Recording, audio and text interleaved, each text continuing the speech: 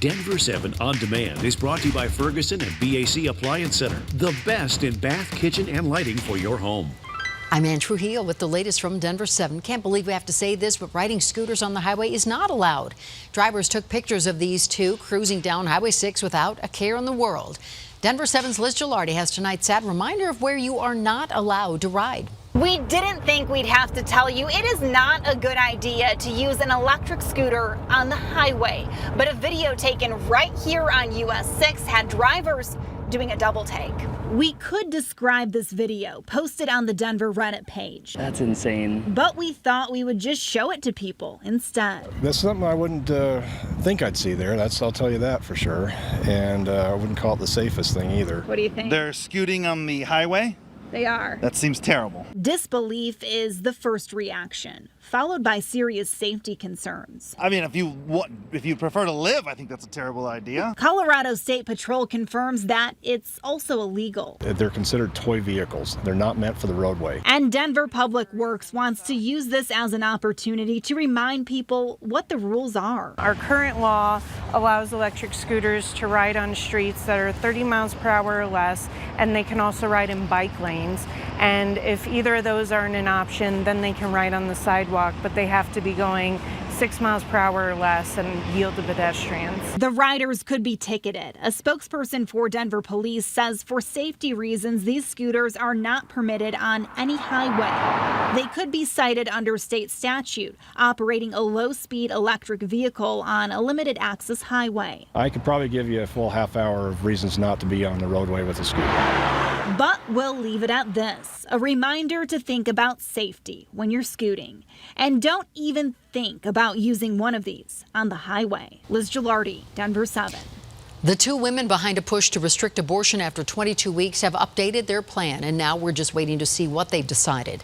6 different versions of a potential ballot initiative were reviewed today, all differing in punishments and regulations. An organizer told us they filed the one they intend to move forward with this afternoon, but wouldn't say which one. We will let you know what they've decided on once the state posts it online. Meanwhile, a petition to restore Colorado's gray wolf population has collected 40,000 signatures. Organizers need 125,000 to get it on the 2020 ballot.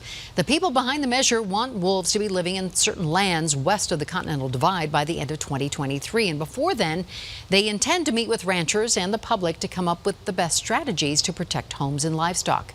Organizers have until December 12th to collect signatures. Health workers in Weld County believe it's only a matter of time before people start contracting West Nile virus. Mosquitoes have already tested positive in the Greeley and Evans area. The CDC confirmed nearly 100 cases in Colorado last year, and 5 of those patients later died. The Colorado Rapids have canceled their fireworks show over fear of the plague. The team scrapped the annual tradition because prairie dogs started turning up with the plague in Commerce City.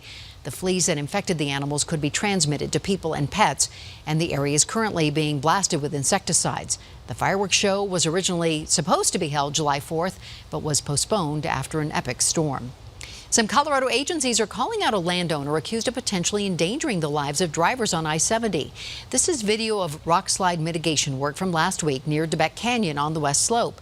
CDOT and the Division of Mining say the work was necessary because a property owner living just above it has been using so much water it has weakened the canyon walls. Well, he claims to need that water for farming purposes. The state isn't buying that. Either way, they say he doesn't have the necessary permits, and they have ordered him to stop immediately. All right, we're not sure what's more remarkable here, that someone burglarized an Edgewater store owned by Dwayne Dog the Bounty Hunter Chapman, that they apparently stole items belonging to his late wife Beth, or that Dog himself gave one of the most compelling press conferences in recent memory. My message to the guy is, if you turn yourself in the next 48 hours, I will not press charges. And I will try to get you probation, a job, and any kind of addiction that you're off of. Because me and you got a special connection now. But if you don't, there'll be no mercy. Ever the character, Dog ended his press conference by saying, God bless the Denver Broncos. And he claims the damages, by the way, are in the thousands.